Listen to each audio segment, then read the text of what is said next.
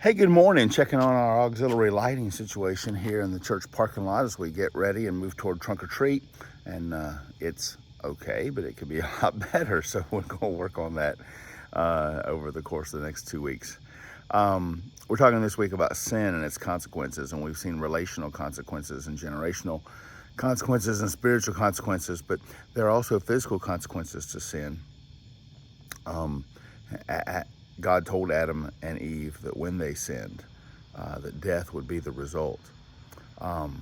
Let's make no mistake about it. There are physical consequences to sin, and sometimes premature death is one of those consequences. James 1:15 says, lust, when it is conceived, brings forth sin, and sin, when it is finished, or one translation says full-blown, brings forth death.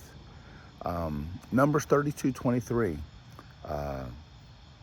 says this: take note, you have sinned against the Lord, and be sure your sin will find you out. The reality is there are many that are taken early because there are incurable sexually transmitted diseases. Those sins committed in secret and in private come to light when you're given a diagnosis that has no cure, that is then passed on to any other sexual partners you may have. There's the reality of liver disease and cancers that are behavior related.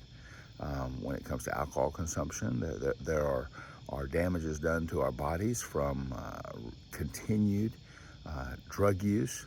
And it's important for us to keep in mind these consequences of sinful behavior. And sin has a big price tag. And we often think that it's just about having fun for a moment or enjoying our youth. But sometimes that price tag is throughout the rest of our physical life, and our physical life is shortened because of our sinful choices. The writer of Hebrews talks about Moses and specifically mentions the fact that there's a pleasure in sin for a season, and Moses rejected that temporary pleasure by faith, choosing the greater good and the more long-term benefit. And so let's always keep in mind that, hey, this current generation, because we take a lighter view of sin in every generation, this current generation that is so flippant and careless and reckless with their lives, they'll bear the consequences of that. They'll wear the marks of that.